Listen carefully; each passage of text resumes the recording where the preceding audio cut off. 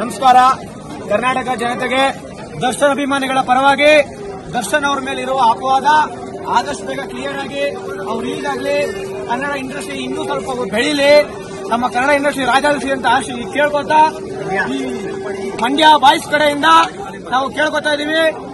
ಜೈ Kedarnath, ಜೈ Bhuvaneshwari, ಜೈ ಕನ್ನಡಾಂಬೆ, ಜೈ D Boss.